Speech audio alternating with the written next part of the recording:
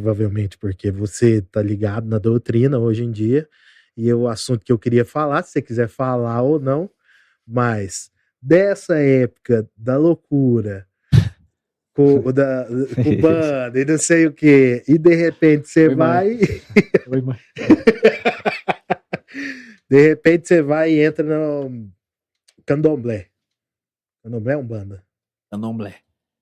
E de repente você sai. Fala assim. Então você teve essa experiência e sei lá, só te perguntar como é que foi essa experiência dentro do candomblé e por que você saiu, como funciona isso, dessa navegação entre religiões e antes do candomblé, por que você acreditava? Em porra nenhuma, né? Porque não fazia porra nenhuma. Não acreditava em nada.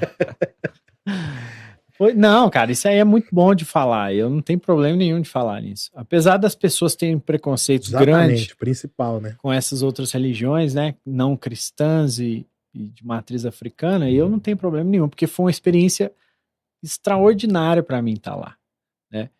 Então depois, nesse momento... Vitão lá falando de matriz africana, Vitão... Pois é. Porque o que acontece? É tudo parte daquilo que eu falei, de eu procurar uns pedacinhos para eu conseguir montar uma pessoa então, que eu acho que é bacana ser. Então, mas você começou a sentir isso em que parte? Porque no começo você fazia show, na época você era mais jovem, o pau cantava nas noites, não? Fala assim, eu nunca fui músico na minha vida. Mas eu já fui empresário, eu já fui dono de banda.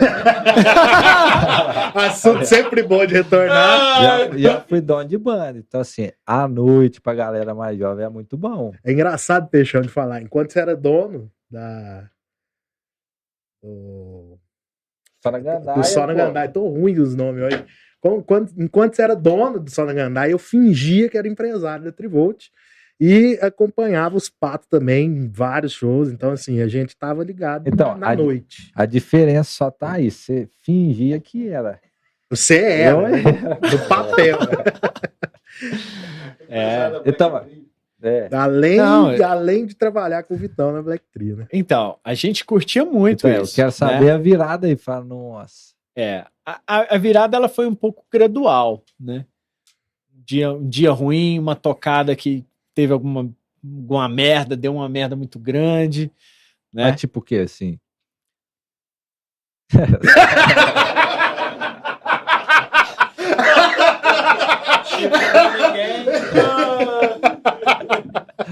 Só de quanto além. Não, a gente não era muito diferente dessa galera. Então a gente virava noitada, né? Com todo tipo de gente. Bebia muito, né? Então a gente exagerava em todos os aspectos e a curtição era o que a gente curtia mesmo, né? Era aquilo que a gente se inspirava nos caras, nos músicos que a gente gostava. Então a gente tentava viver aquilo ali, né? E conseguiu ou não? Vivemos um bom tempo. Tá bom demais. Foi bom. Isso foi bom assim, né? A gente conseguiu experimentar assim essa vida, né? Mas eu acredito que tanto eu quanto todos os caras, a partir de um certo tempo, começou a ficar com aquilo, né? Sentir cansou, sentir esse vazio, né? Esse negócio de, né, preguiça também, né? Eu, particularmente, eu falei muito isso pra você, o Chumbola sabe disso, né? Eu era baterista, né, na Trivolt. Ter que carregar a bateria nos lugares foi o que me tirou da bateria. Hoje em dia, as peças da minha bateria estão lá em casa, plantado cebolinha, manjericão e hortelã. É verdade. Os tambores eu aproveitei e virou vaso. Pra não ter chance. Não tem chance. As ferragens da bateria eu fui dando. Aí dei umas pro Diogo Sorage, os bateras amigos meus. Você vai tocar, então alguém tem que ter a bateria lá. Não, eu não toco bateria mais, pra você ver. Entendi. Não, é porque a gente, né, a gente sempre foi muito na raça, né, Campo? A gente partia daqui lá pra Bauru. Juliano era companheiro também. Também fez o clipe da Trivot. A gente botava todo mundo no carro, botava uns caras pra filmar, nós, o campo, a galera, ia pra cidade longe e quebrava o pau, voltava. Doideira. Tinha que arcar com tudo, né? Tinha que arcar com tudo. O cachê era pra arcar a viagem. Era. Com certeza. Então, todas essas coisas foram cansando a gente, né? A hora que você fala assim, não dá pra continuar isso aqui. Mas continuou um bom tempo, enquanto tava rolando a banda, foi o momento que você entrou, né? No Candomblé e ainda aproveitou bastante e tava tentando ter um foco na religião, enfim, ter um certo foco. É esse gradual que você tá falando. Foi assim, tinha umas pessoas da minha família que estavam frequentando o Candomblé, mas eu nunca tava cagando, né? Não queria saber de nada, nunca tive religião, nada. E aí, determinado dia, o pai de santo dessa casa de santo lá, do Candomblé, ele mandou uma mensagem para minha mãe falando que era para eu ir lá, que ele precisava conversar comigo. E foi justamente num dos piores momentos que eu tava, assim, bem deprê, bem, sabe, sem rumo, assim. E aí eu fui lá conversar com o cara e, assim, ele tentou me mostrar um caminho diferente daquilo que eu tava fazendo. Né? Então era tipo, você tem que... Era igual os bandidão, quando quer, né? Vai pra igreja evangélica, aí não pode beber, não pode fumar, não pode fazer nada, né?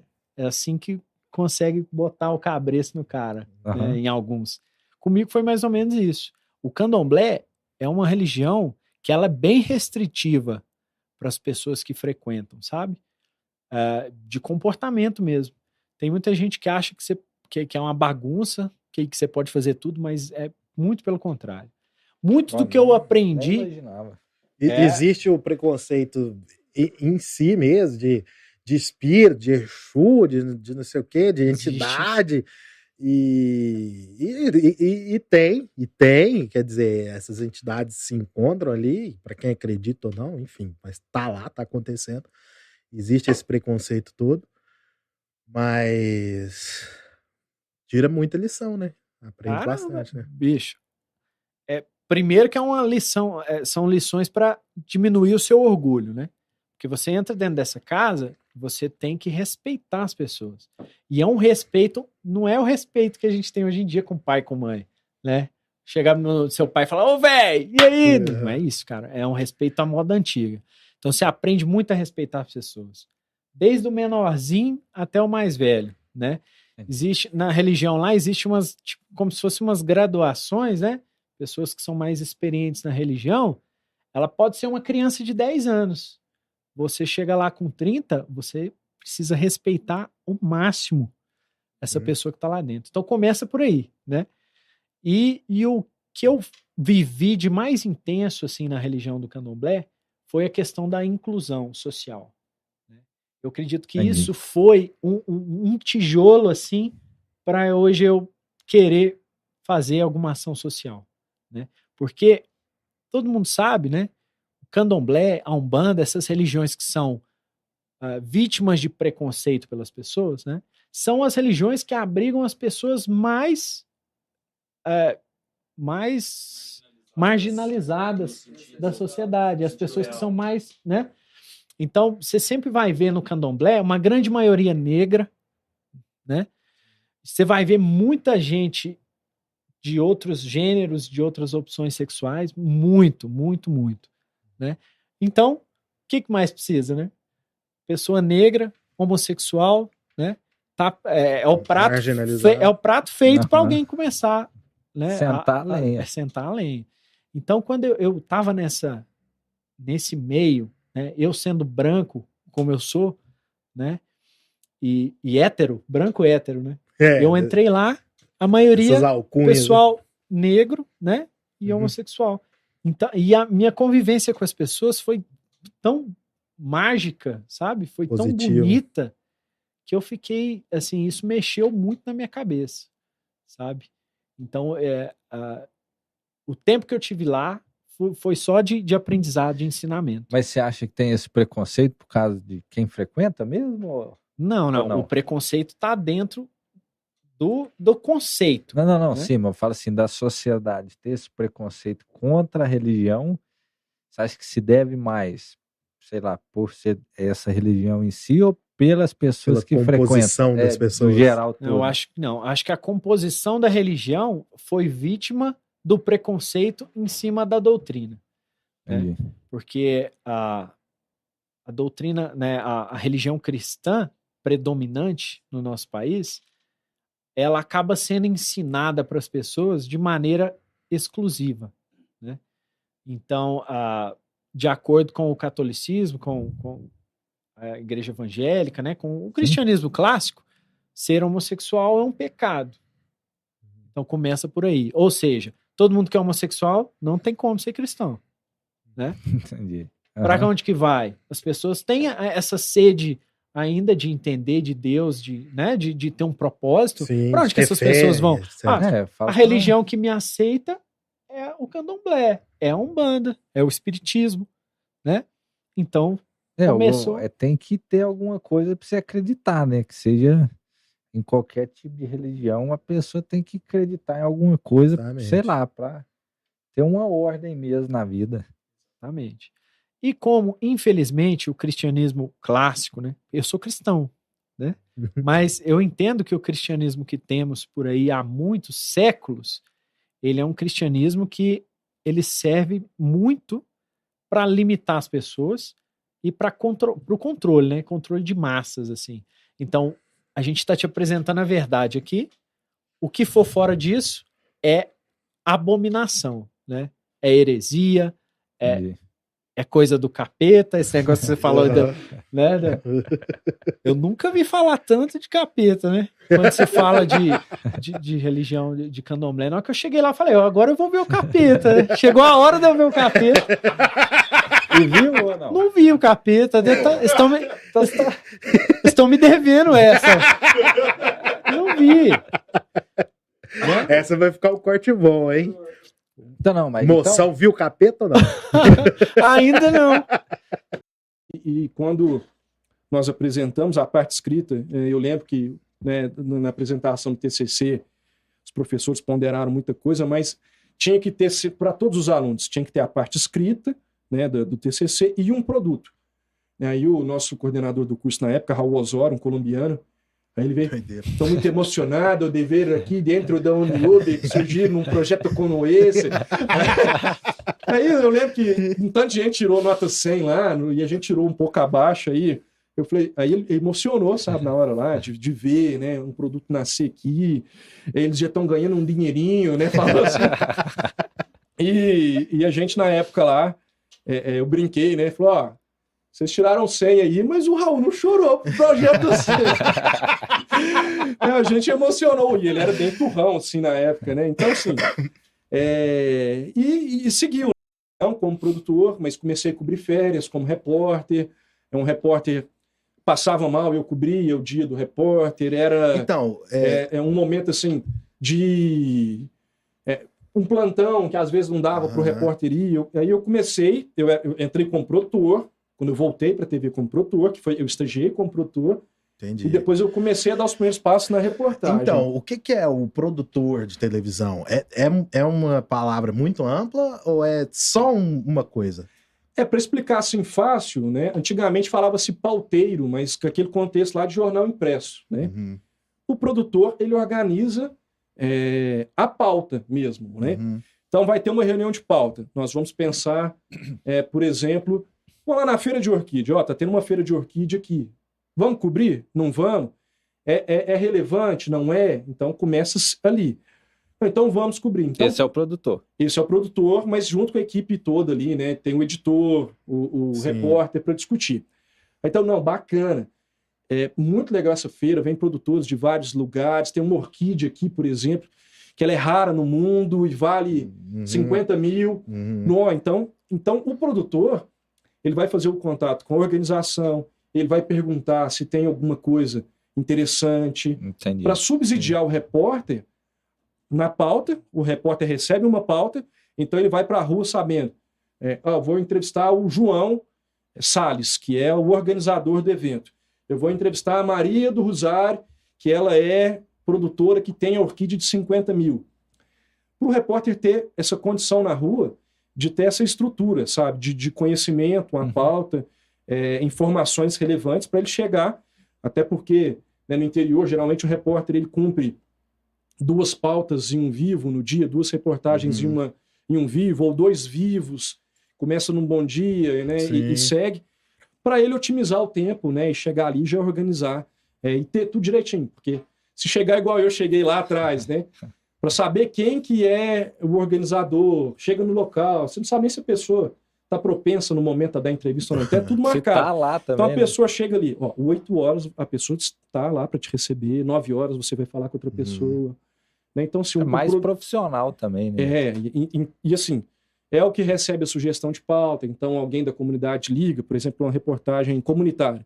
Tô com um problema na minha rua. Então liga ao produtor que atende, ele vai entender qual que é o problema, da gravidade, aí ele vai pedir uma resposta da prefeitura, ele vai ouvir técnicos sobre o assunto, então assim, ele produz. Aí eu voltei, né, para a TV como produtor. Então, mas peraí, tem quem pede a entrevista também ou não? Tem, muito. Né, por exemplo, vai acontecer um evento na cidade, lá eles estão sempre abertos a receber sugestões da comunidade, eles recebem por meio do WhatsApp, ligando, então tem um evento, a organização entra em contato para sugerir, né, e eles definem lá de acordo, né, com os critérios, né, da equipe, né, interesse público, viabilidade, tempo. Às vezes acontecia, por exemplo, de ter alguma coisa muito relevante aqui em Araxá, mas a equipe estava em São Gotardo. Né? Então, não tinha como estar ao mesmo tempo em 2 lugares. Então, aí a integração aqui cobre quem? Araxá? Araxá, vou tentar elencar. Assim, vou falar os principais, né? Porque eu não vou saber de cabeça todos. Mas assim, os polos maiores. Vamos lá. Araxá, Tapira, Perdizes, Ibiá, São Gotardo, Pratinha, Campos Altos. É quase a ampla. Grandes polos. Essa região... É quase a ampla inteira. essa região quase toda aqui. Mas, lógico, tem os outros municípios. Aí, quando você pega sim. O que vai ao ar no MGTV, aí junta com o Centro-Oeste, aí só, acredito eu que hoje são mais de 60 municípios que tem essa abrangência, sabe? Que passa o jornal, um público muito grande. Essa parte lá na Globo, você rodou em tudo. Até festa de baile, futebol, tudo. Política. Tudo, né?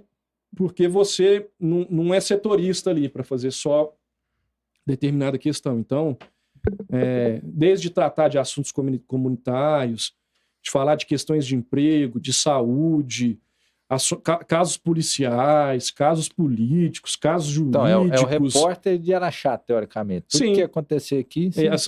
Aqui na região, né? Então, Dia das Mães, vai lá para o comércio fazer reportagem Dia das Mães. 7 de setembro, vai cobrir o 7 de setembro.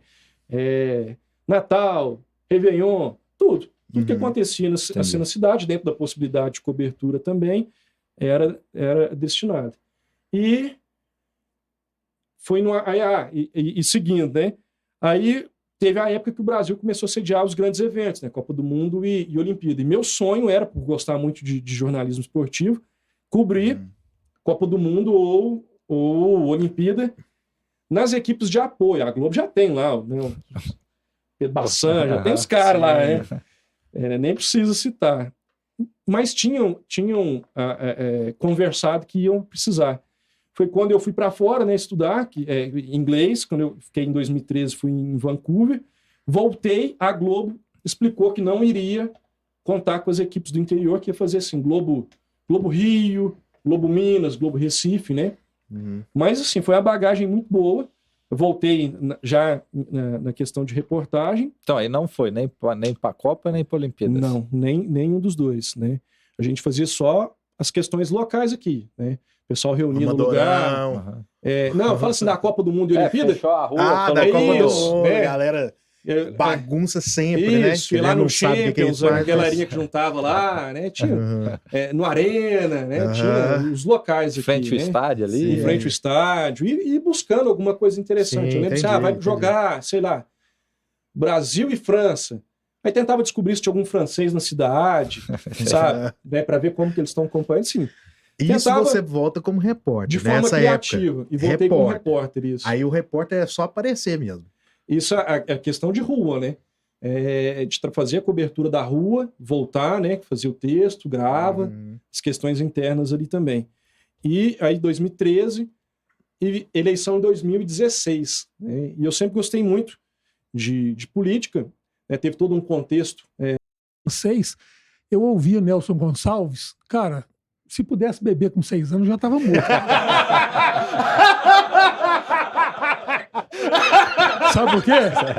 Sabe por quê? Não, é sério, cara. É sério.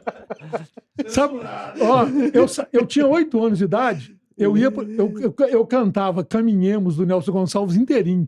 Hoje tão longe dos seus lábios sedutores. Eu cantava igual ele, com 8 anos de idade.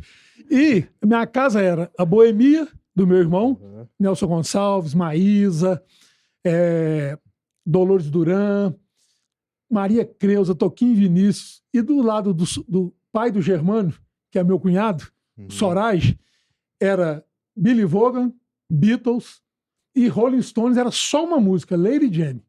Ele não escutava outra. Ele tinha um compacto, tocava ela. E eu, quando eu tinha, em 70, eu tinha 12 anos, eu tinha 300 fitas gravadas. Credo, Ninguém sabia. O Jairo, meu irmão, me abastecia com isso. 70 e poucos. Eu tinha Raul Seixas gravado, eu tinha Tom Zé. Cara, pensa num cara de 12 anos ouvindo King Crimson, aquele da Boca. Pensa num cara de 12 anos ouvindo Janis Joplin.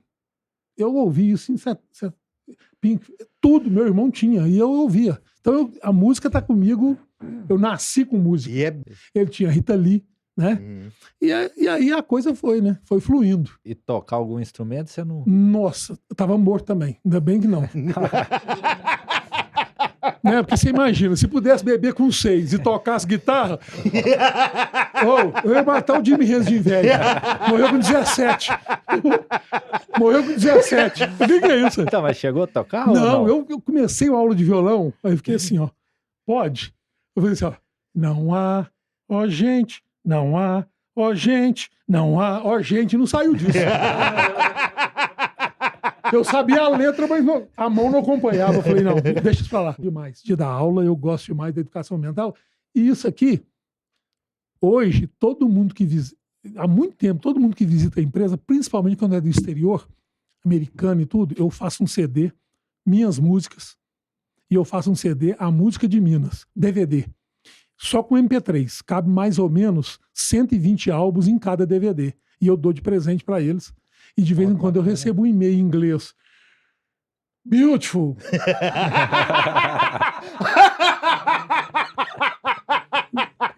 Não, ficou louco, cara. Ficou louco. Sabe o que eles levam? Eles levam Belchior, eles levam Raul Seixas, eles levam Zé Ramalho, eles levam Toquinho Vinícius. Então, e leva a música de Minas, o Clube da Esquina. Esse disco do Milton Nascimento aqui. Gente, cadê o Milton? Tem um aqui. Esse disco do Milton Nascimento aqui, de 1970, isso não existe. Naquela câmera isso não existe. Isso não existe. Tem 4 músicas aqui que tá nesse CD que eles levam. Não, 4 não. Esse disco tá lá. Quando eles escutam Durango Kid, quando eles escutam Meu Pai Grande, pra falar que a Anitta é ruim. Não. Eu detesto. Eu não escuto, não. Não é que eu detesto, eu não escuto. Tem música demais pra escutar. Eu tenho 400 mil músicas em MP3, gente. Não vai ser a Anitta. Né? Agora, o problema da música... Primeiro, acabou o LP, né, gente? Hoje é um disco. É um streaming. Lá você põe 2 músicas. Não é isso? E uma música e vai e torce para aquilo arrebentar. Para o cara ganhar dinheiro com música, outro dia eu recebi 120 mil curtidas ou visualizações no YouTube, ele ganha 10 centavos. É um trem assim, R$1. Tanto que ganhou 2. Não, tanto que o menos não, 2. não, tanto que o Eric Clapton tem não sei se é do Foo Fighters, quem é? Paul McCartney, ele tá reunindo o pessoal para conversar com esse povo. Dá um up. Eu acho que eu vi alguma coisa desse tipo. Então, música hoje é isso. Então você fala assim, mas como que o cara ganha dinheiro com música, tá? Aquele cara, tem um cara que tava no Big Brother, que tinha uma música Boquinha de Cereja, Boca de Cereja, é isso? Batom de cereja. Ele ganhou 3,5 milhões com essa música enquanto ele estava no Big Brother. Se ele ganhar, você ganha 1,5 milhão. Que beleza. Então, cara, o povo escuta, o cara ganha, por que eu vou mudar? Por que eu vou mudar? Eu falo pro Germano Sorage, que é meu sobrinho, que eu falo assim, Germano, faz uma dupla sertaneja. Ele quase me bate, né? Não, mas não é. Eu tô falando assim. Mas onde você vê que, tipo assim, se teoricamente, vamos dizer que é ruim, por que tá nesse sucesso todo? Não é questão de ruim. Olha só, porque o cara fala assim, a letra é ruim. Peraí, eu escuto isso aqui, eu escuto o Peter Gabriel, eu escuto o Eric Burdon, eu não sei nem o que ele tá falando. Meu inglês pra mim é o som, melodia. Tom Zé, é só sílabas. É um monstro. Não precisa ter letra bacana. Agora, é melhor não ter letra bacana, ou melhor não ter letra do que ter as letras, né? Aquelas que emendam que você fala assim. Você entendeu? Por exemplo, o Eduardo Costa tem umas músicas, ele tem uma música dele que eu falo, não é possível. Não é possível. Não tô falando que ele é ruim, mas a música dele parece um menino. A professora falou assim: faz uma redação, 4ª série. Vocês têm 15 minutos para entregar. Entregou e virou uma música que ele gravou.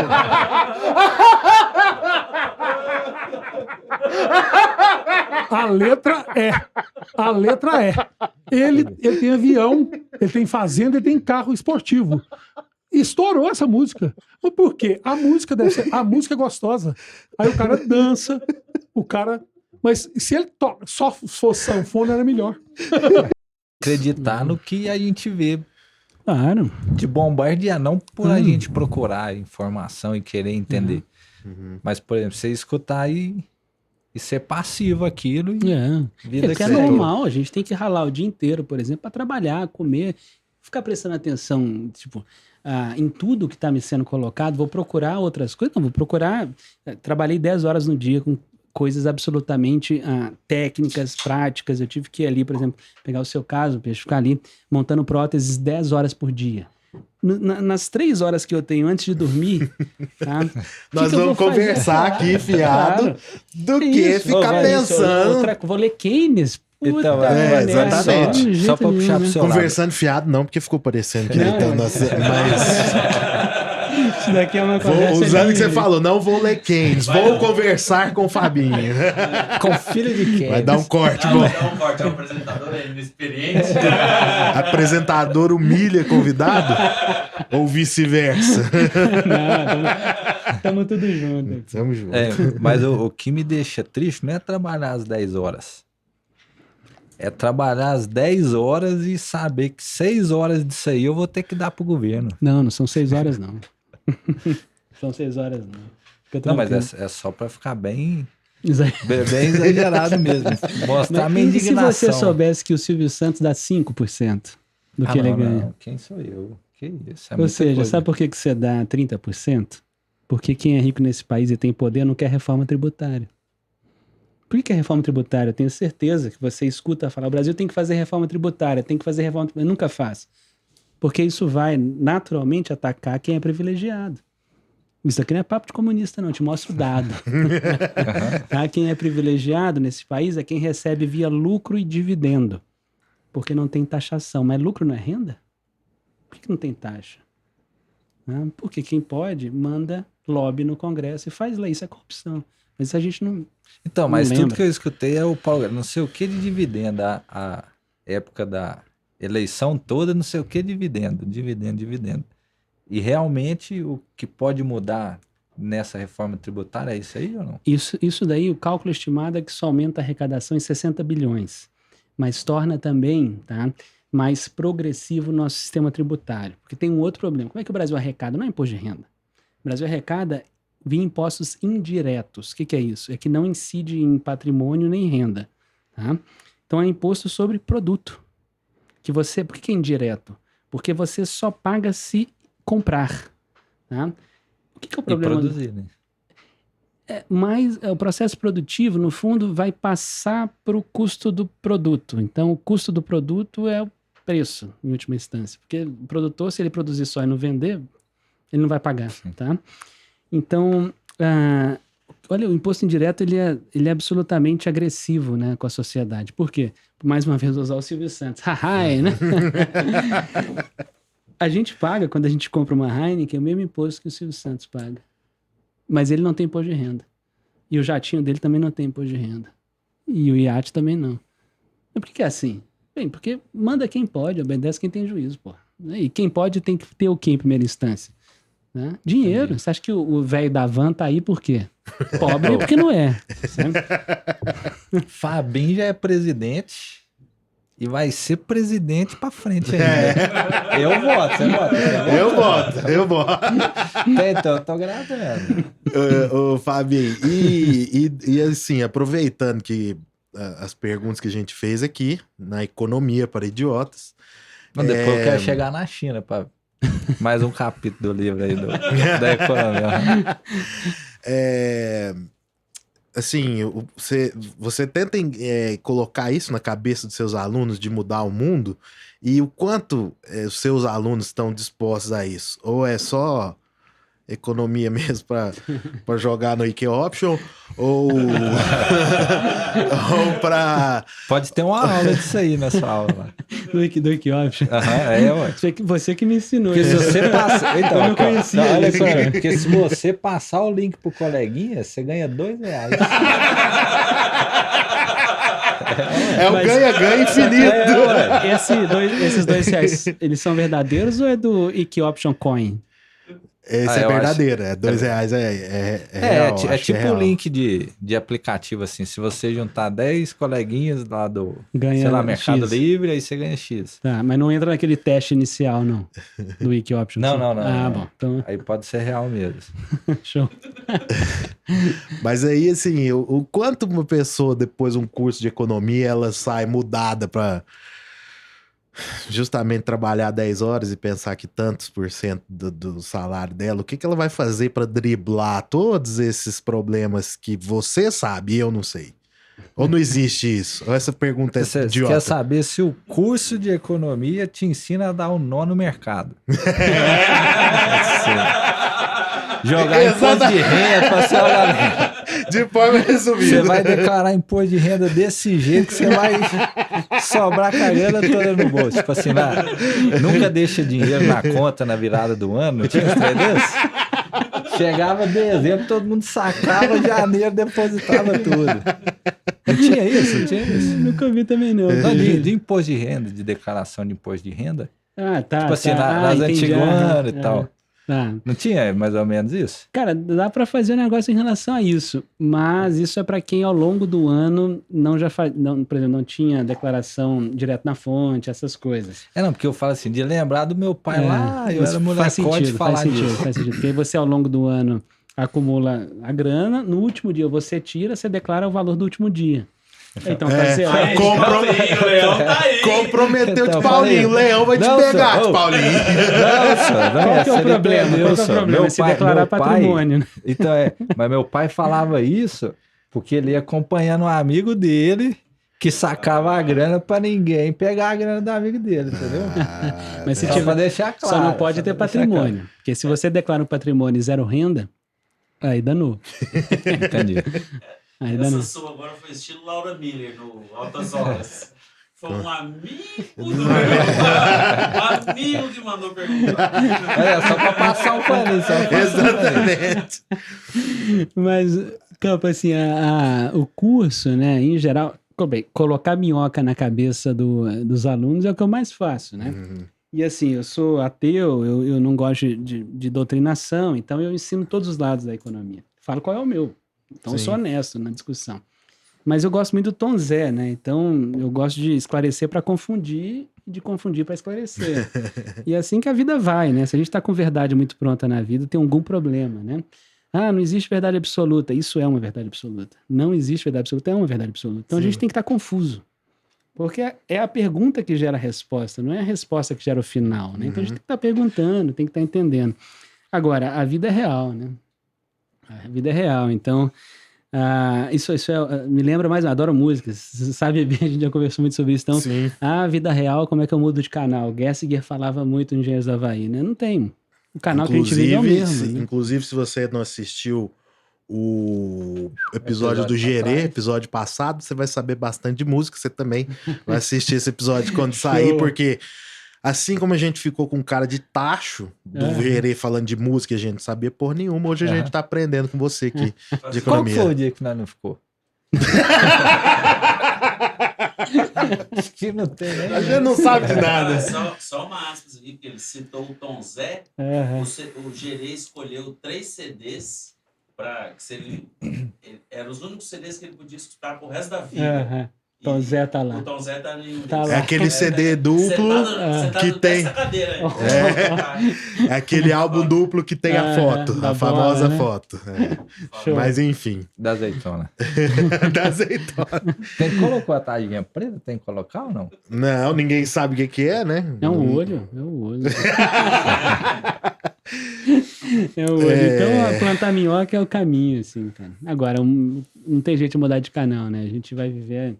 Por mais minhoca que eu plante, né? O solo é duro. Então, não tem jeito. O mundo é real. Então... E como que, assim... falando um pouquinho da situação atual, daqui a pouco a gente volta na China lá. Eu quero chegar lá. O momento que a gente vive atualmente.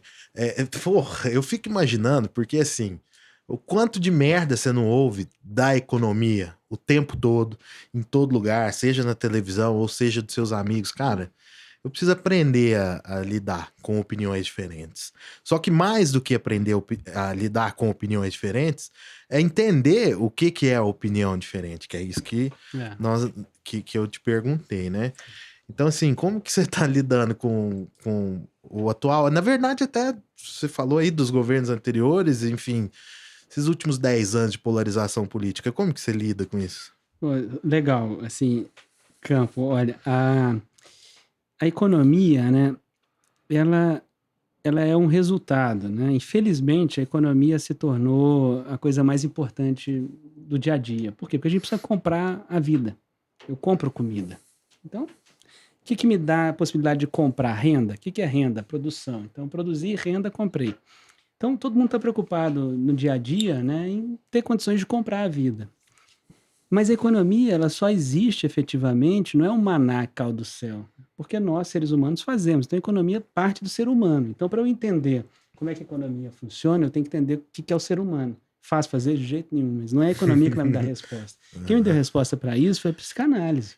Anos de terapia que eu fiz e ler Freud, Lacan, Jung e psicanálise, sabe? E psicologia em geral, mas sobretudo psicanálise dentro da psicologia. Então, o problema não é econômico, não é político, é humano. Tá?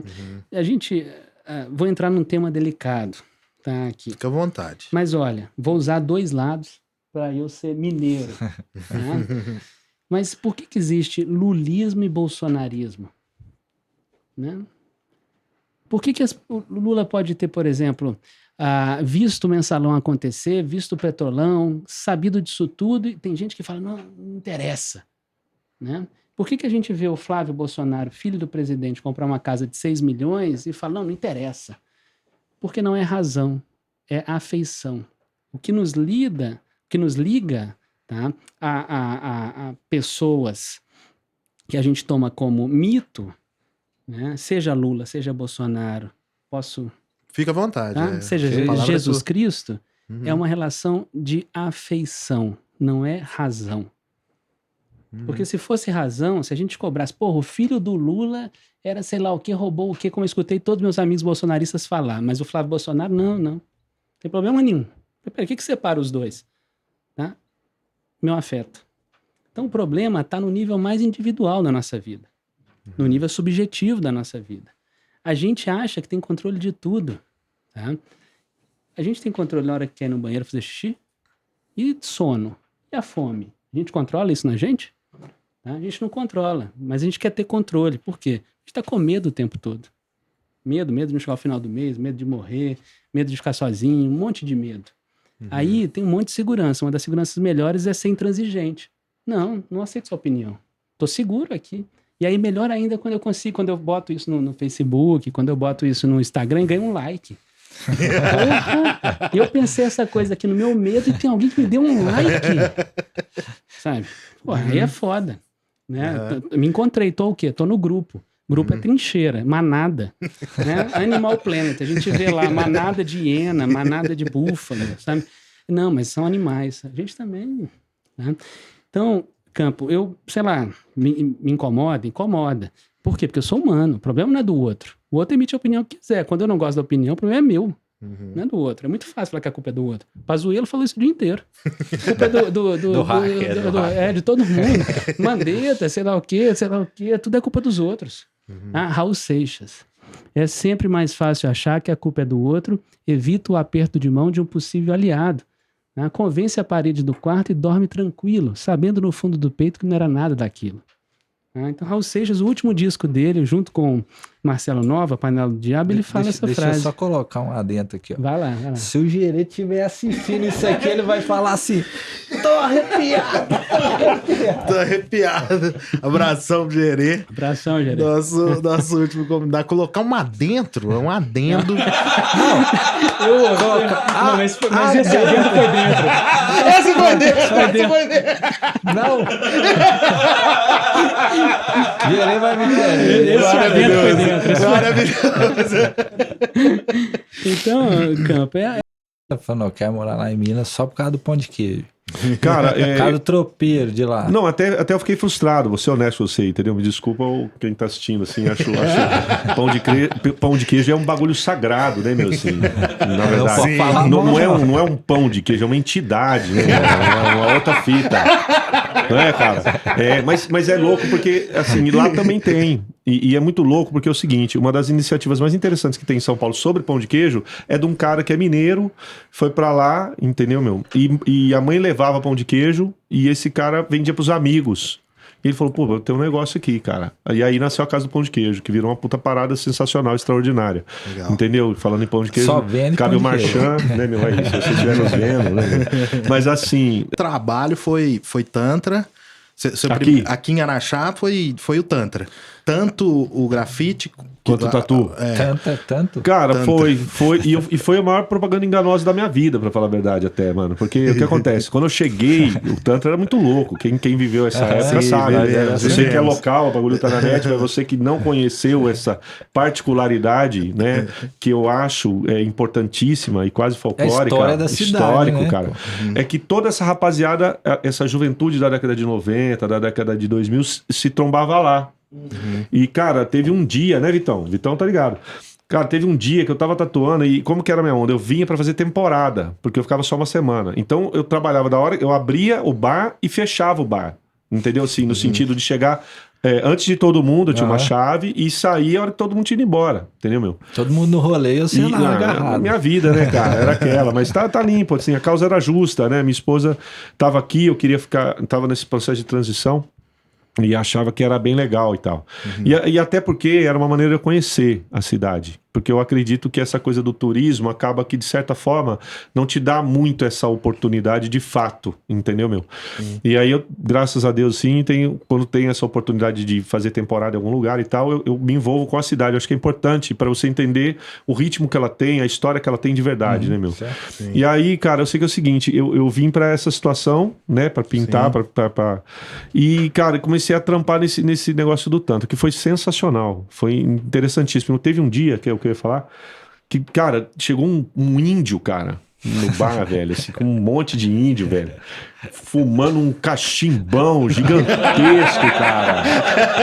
Entendeu, meu? E eu olhei aquilo e falei, cara, que coisa louca, né, meu? E aí eu olhei pela janela, tinha uma mesa, cara. E aí aqui tem um pessoal do Líbano, né, meu? Tem bastante gente. Sim. E os caras estavam com família, inclusive algumas mulheres vestidas mais a caráter. Assim. Eu achei aquilo um choque cultural, assim, cara. Entendeu? Achei sensacional. Porque, na verdade, eu tava numa cidade de 100 mil habitantes, até então, que eu sabia. Entendeu, cara? Longe de todos os eixos, entendeu, cara? Assim, né? Não era tão próximo de uma cidade maior ou tão expressiva no sentido de, sei lá, 300, 400 mil habitantes. Já é um significativo, mas... Assim, sabe, meu? E de repente tinha essa característica. Então eu falei, pô, que da hora. E aí eu pensei que seria interessante, de repente, já que eu tinha uma clientela, vir pra cá. Entendeu, meu? Pra ficar com meu filho, com a minha esposa que tá fazendo um tratamento aqui.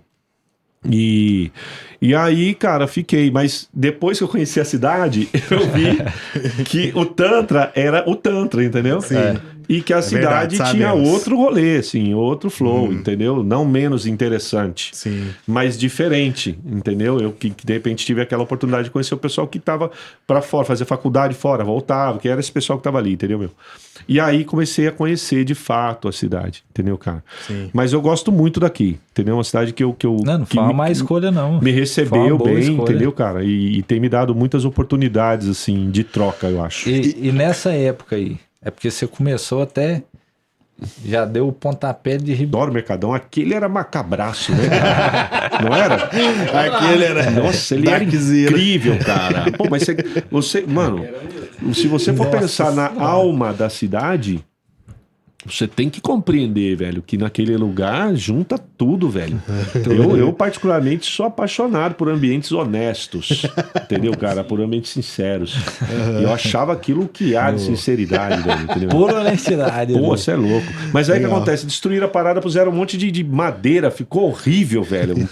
Não é, meu? Parecia que tinha caído um meteoro, assim, no bagulho. Não era? Um monte de tapume, velho. Eu falei, caraca, né? Você não vai fazer nada aí, velho. Depois fizeram o teatro que é sensacional.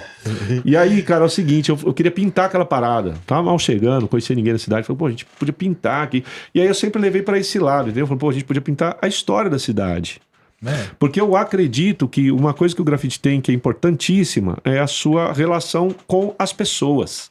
Entendeu, Nessa meu? história da cidade aí, ele vai ter que grafitar o X-Love. Você conheceu o X-Love? Você é louco. X-Love. Zé, pelo amor de Deus, Tem o você tá Mercado maluco, cara. E o X-Love do O lado. Zé é sensacional. Eu amo o Zé, cara. Um abraço pra vocês, Zé, se você estiver me vendo. Você é louco. O cara é Zé Natal. Tá lenda, maluco, lenda. cara. Então, a gente tava com um projetinho numa outra parada assim pra poder prestigiar, inclusive, o pai dele, cara. Entendeu, meu? Tem uma parada pra estourar se der certo, né, meu? Não posso falar, porque assim, acaba que toda palavra é um documento, né? E de repente alguém pode te cobrar por isso. Mas enfim, na verdade, assim, são coisas que a gente escreveu, mandou para um pau, estamos esperando dar certo. Mas a ideia era essa, entendeu? Então, assim, eu acredito que o grafite tem essa possibilidade, entendeu, meu? De criar essa comunicação com as pessoas. Tanto na sua forma mais pura de intervenção, entendeu? Você passa numa hora, não tem nada, de repente você passa, tem um painel, entendeu, meu? E lembrar que aquilo fala de uma perspectiva humana muito interessante, né, cara? Que é o indivíduo dentro do seu tempo histórico. Né, cara? Se Da Vinci fosse um cara dos dias de hoje, talvez ele fizesse grafite também, não sei. Entendeu, meu? Então, assim, você pensar que aquela pessoa que tá ali é um ser da sociedade que acontece e tal. E é muito louco porque até pouco tempo atrás, a gente só via grafite em cidades com mais de 400 mil habitantes. Mas é uma questão social importante, né? E contundente. E aí a tatuagem saiu da marginalidade. Entendeu, cara? E aí eu, como muitos, vimos na tatuagem uma oportunidade. Tem linguagens que são hoje, que estão dentro do campo da tatuagem hoje, né? Do cenário artístico da tatuagem, que nasceram no grafite, como o New School, por exemplo. Então, isso foi nos dando oportunidade de trabalho, porque aí você juntava com mais 3, 4, alugava um pico, geralmente em lugar macabro, entendeu? Assim, perto da rodoviária, só lugar sinistro, mas porque era o que dava para a grana pagar, né, meu? E você tinha essa parceria. E de repente, olha o que virou, né, meu? Mas aí não cria também igual o mercado, o Mercadão do Araxá? Igual você numa currutela dessa, a galera vai ficar sabendo, tem um cara foda que pinta naquela portinha ali do lado da rodoviária. E isso não vai criando uma mística eu acho que naquele tempo sim. Também? Naquele tempo sim. Mas o romantismo, ele acabou, né, cara? Eu penso que hoje a gente vive a sociedade do hoje. Você vai terminar esse programa e acabou. Você já tá fazendo outro, porque... Entendeu? Eu acho que naquela época não. Vai mudando demais, né? Sim, porque você pega lá atrás, você falava em tatuador, você ia lá no estúdio do cara, tinha uma caveira de um coisa mais linda do mundo, assim. Não, sim, mas, não falando que é feio ou bonito e tal, porque eu também acho massa. Sim. Mas pelo ponto você é dentista, né, velho? Hoje você chega no estúdio de tatuagem, entre aspas, é bem mais clean, né? Você chega, tem... Sim. Teria antigamente... Sim. Isso eu tô falando do meu ponto de vista. Sim. Antigamente você ia tatuar, você chegava lá, tomava uma cerveja, levava umas 3 latinhas, o cara que ia te tatuar toma uma também, e aí vai. Cara, uma vez eu fiz um churrasco, velho. É o extremo. Não, total. Nós fizemos um churrasco na pia do estúdio, brother. Mano, se eu for te contar aqui as histórias de estúdio, irmão, você tá louco, cara. Entendeu, meu? Só pra você ter uma base. Mas fez churrasco. Na pia, cara. O cara, ele era açougueiro, velho. E ele me pagava em picanha, brother. Entendeu, meu? E aí... Você que uma picanha? Não, cara, não. O cara é sensacional. Ayrtinho, ele se chamava. E ele, Tom, tô sem grana e tal, cara. Porque tinha muito essa circunstância, né? Do público e do tatuador fazerem parte do mesmo cosmo, né, cara? Socialmente falando, entendeu, meu? Então, o que acontece? Ele, só tinha isso pra oferecer. Eu falei, não, demorou. E um dia ele chegou lá com 2 picanhas. Falou, Tom, essa aqui é do Tom, mas trouxe essa aqui e tal. Eu falei, cara, quer saber? Os moleques do estúdio, era uma casa antigona, aquelas pias de ferrão, sabe, meu? Cara, você precisa de carvão na parada, fizeram o churrasco lá mesmo, cara. E